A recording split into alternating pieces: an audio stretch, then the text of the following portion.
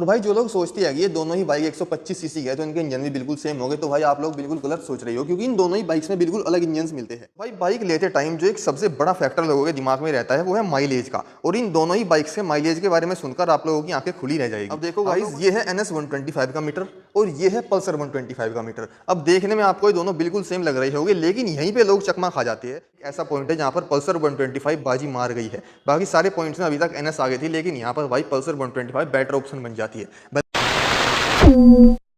Hello guys and welcome back to the channel. मैं हूं करण बालियान और आज जो ये दोनों मोटरसाइकिल्स हमारे पास में हैं, ये कहने को तो एक दूसरे की सिस्टर्स है, लेकिन यही दोनों मोटरसाइकिल्स एक दूसरे की सबसे बड़ी दुश्मन भी है। कस्टमर आज के टाइम पे सबसे ज़्यादा कंफ्यूज है इन दोनों मोटरसाइकिल्स के बीच में कि उनको कौन सी लेनी चाहिए और कौन सी नहीं। अब देखो, अगर आप लोग इनका लेटेस्ट अपडेट आने से पहले इनको लेने जाते तो वहाँ पर भाई डिसीजन बिल्कुल सिंपल सा था, क्योंकि उस टाइम पे ये पल्सर 125 बहुत ज़्यादा वैल्यू फॉर मनी ऑप्शन थी। लेकिन जब से इनको लेटेस्ट अपडेट मिला है उसके बाद इन दोनों बाइक्स का गेम बिल्कुल उल्टा पुल्टा हो चुका है। किसी को समझ में नहीं आ रहा है कि उसको कौन सी बाइक लेनी है और कौन सी नहीं लेनी है, क्योंकि भाई पहले के टाइम पर NS का जितना प्राइस एक्स्ट्रा था उसकी वैल्यू वो बिल्कुल भी प्रोवाइड नहीं करवा पा रही थी। लेकिन फिलहाल के टाइम पे भाई यहाँ पे थोड़ा सा ज़्यादा वैल्यू फॉर मनी ऑप्शन बन जा रही है NS। लेकिन भाई उसके कुछ लिमिटेशंस है, कुछ एक दो पॉइंट ऐसे हैं जहाँ पे आपको NS को अवॉइड करके पल्सर 125 को लेना चाहिए। तो भाई अपनी आज की हम इस वीडियो में एक कंक्लूजन निकालते हैं दोनों बाइक्स के बीच में कि किसके लिए कौन सी बाइक ज़्यादा बेटर है। तो जल्दी से शुरू करते हैं हम लोग अपनी वीडियो को। लेकिन भाई उससे पहले आप लोग चैनल को सब्सक्राइब क्यों नहीं कर रहे हो? इतनी गर्मी है भाई, मैं बता नहीं सकता हूँ, भेजा बिल्कुल फ्राई हो गया है। और इस गर्मी में काम करने का डेडिकेशन तभी आएगा जब भाई आप लोग चैनल को सब्सक्राइब कर दोगे।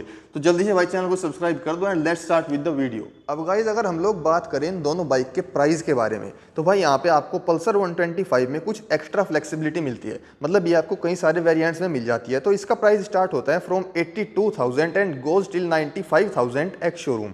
वहीं अगर हम बात करें NS की, तो ये आपको सिर्फ एक ही वेरिएंट में मिलती है। ये इसका टॉप वेरिएंट है या बेस मान लो, कुछ ही मान लो। और इसका एक शोरूम प्राइस है ऑलमोस्ट 1,04,500 रुपये।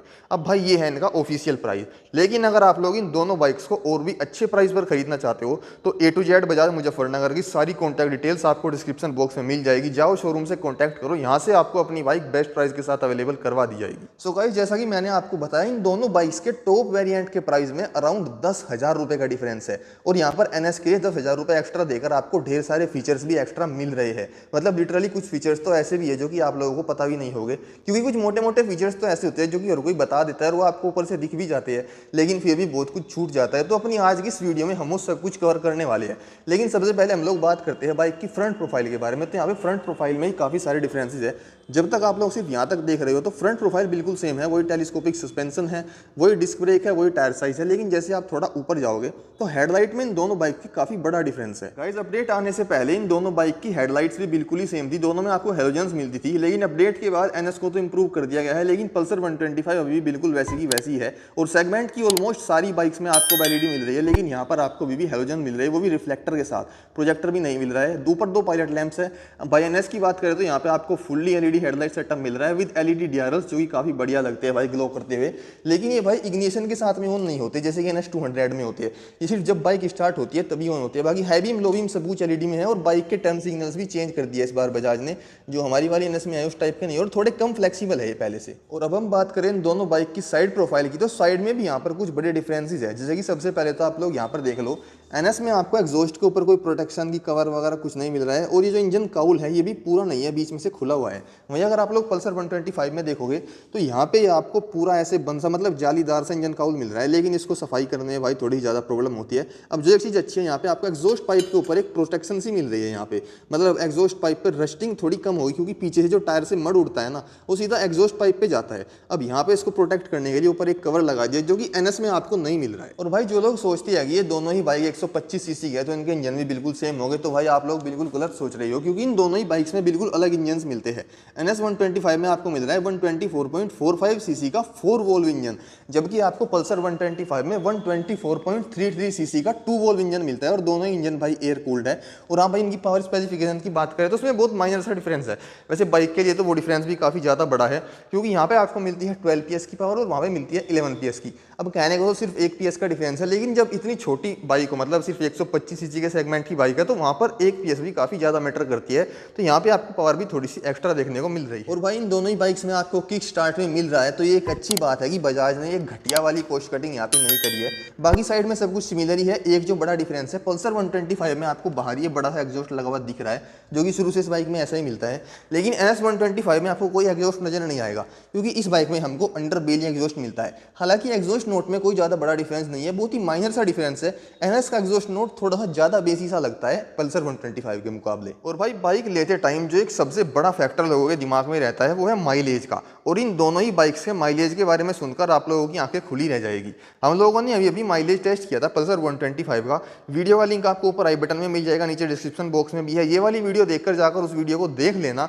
इस बाइक ने हमको ऐसा माइलेज दिया है जिसकी उम्मीद हमको इससे बिल्कुल भी नहीं थी। तो भाई माइलेज के लिए आप वो वाली वीडियो देख लेना। फिलहाल हम लोग इन दोनों बाइक की रियर प्रोफाइल के बारे में बात करते हैं। तो भाई रियर साइड से भी NS आपको थोड़ी सी ज़्यादा एडवांस और ज़्यादा स्पोर्टी लगेगी पल्सर 125 के मुकाबले, क्योंकि भाई देखो इन दोनों बाइक में LED टेल लैंप तो मिल रहे हैं, लेकिन NS के थोड़े ज़्यादा मतलब अलग से डिज़ाइन के है। पल्सर 125 में वही है जो कि पिछले 18-20 साल से आपको देखने को मिल रहे हैं।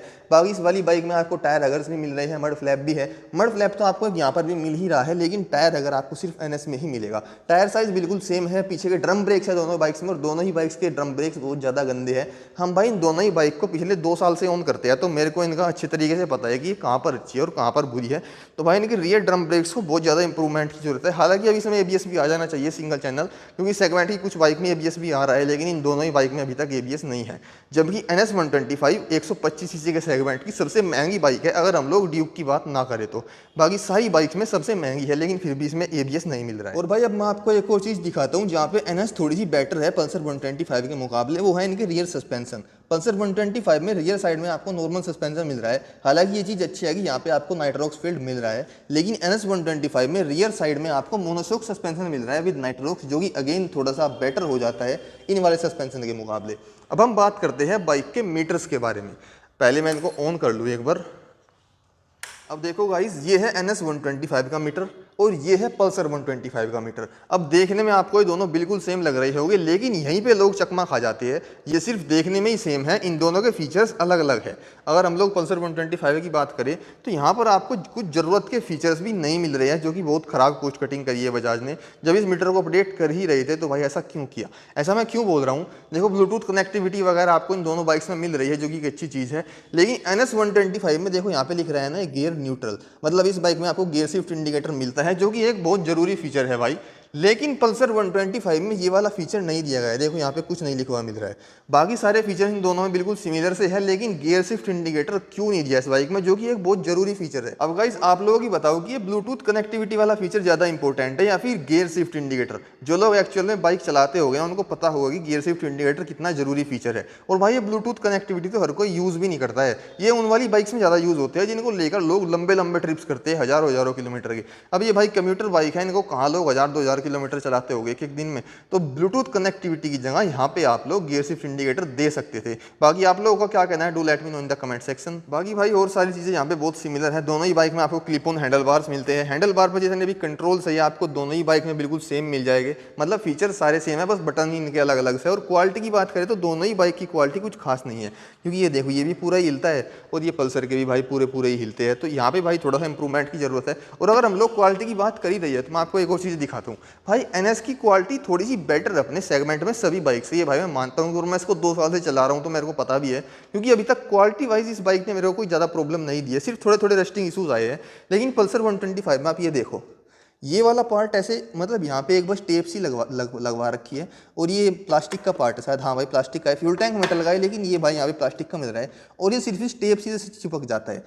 अभी देखो ये चिपक गया, अब ये हट भी गया, मतलब बस इतना ही टाइम लगता है इसको हटाने में, कोई भी बच्चा इसको उखाड़ भी सकता है। और भाई फ्यूल टैंक की बात करें तो NS 125 में आपको मिल रहा है 12 लीटर का फ्यूल टैंक, और पल्सर 125 में मिलता है आपको 10 या शायद 11 का। एग्जैक्टली कितना है मैं यहाँ पे लिख दूंगा। अब हम बात करते हैं सबसे मेन पॉइंट की, बाइक के कंफर्ट की। तो भाई ये एक ऐसा पॉइंट है जहाँ पर पल्सर 125 बाजी मार गई है। बाकी सारे पॉइंट्स में अभी तक NS आ गई थी, लेकिन यहाँ पर भाई पल्सर 125 बेटर ऑप्शन बन जाती है। भले ही आप लोग इसको स्प्लिट सीट में क्यों ना ले दो, लेकिन उसका भी कंफर्ट NS से काफ़ी बेटर है। उसमें भाई लेडीज़ का बैठना तो बहुत ही ज़्यादा मुश्किल है। हालांकि उसमें लेडीज़ फुटरेस्ट भी लग के मिलता है, पहले तो नहीं मिलता था, अभी भाई इसमें एसेसरीज सारी नई लगी हुई है तो लग के मिलता है, मतलब आप जब बाइक लोगे तो वो सारी चीज़ें आपको लग के मिल जाएगी। लेकिन फिर भी भाई आप लोग इसकी ये सीट देखो ये कैसे है, इस पर जो लेडीज़ ऐसे एक तरफ को पैर करके बैठती है उनका बैठ पाना भाई बहुत ही ज़्यादा मुश्किल है। और ये सीट भी ना थोड़ी सी छोटी सी है और थोड़ी सी हार्ड भी है। लेकिन पल्सर 125 में एक तो अच्छी बात यह है कि यहाँ पे आपको सिंगल सीट का भी ऑप्शन मिल रहा है, तो अगर आप लोगों को अपनी फैमिली के लिए बाइक चाहिए तो आप लोग सिंगल सीट में भी ले सकते हो, जो कि आपको एनएस में नहीं मिलेगी। और अगर आप लोग इसको स्प्लिट सीट के साथ भी लेते हो तो वहाँ पर भी भाई कंफर्ट काफ़ी ज़्यादा बेटर है उसके मुकाबले, क्योंकि ये वाली सीट ना इसकी प्लेन सी होती है और काफ़ी चौड़ी सी भी होती है, तो आराम से आप लोग इस पर 3 आदमी बैठा सकते हो। एनएस पे तो भाई 3 आदमी बैठाने का सोचना भी मत, क्योंकि ये वाला पार्ट कहाँ कहाँ दर्द देता है मैं आपको नहीं बता सकता हूँ। सो गाइस यही थी हमारी आज की डिटेल्ड वीडियो जिसमें हम लोगों ने कंपेयर किया पल्सर NS 125 वर्सेस पल्सर 125। अब भाई डिसीजन बिल्कुल सिंपल सा है, अगर आप लोगों को अपनी फैमिली के लिए बाइक चाहिए तो वहाँ पर आप लोग जाओ पल्सर 125 के साथ में, अदरवाइज भाई आपको पल्सर NS 125 ही लेनी चाहिए, क्योंकि यहाँ पर आप लोग जितना अमाउंट एक्स्ट्रा पे करते हो उसके बदले आपको कुछ अच्छे फीचर्स भी मिलते हैं जो कि आज के टाइम पर काम भी आते हैं और आपको सेगमेंट के साथ में भी रखते हैं, आपको आउटडेटेड फील नहीं करवाते हैं। तो भाई डिसीजन बिल्कुल सिंपल सा है। वीडियो अच्छी लगी हो तो वीडियो को लाइक कर देना और चैनल को सब्सक्राइब कर देना एंड थैंक्स फॉर वॉचिंग।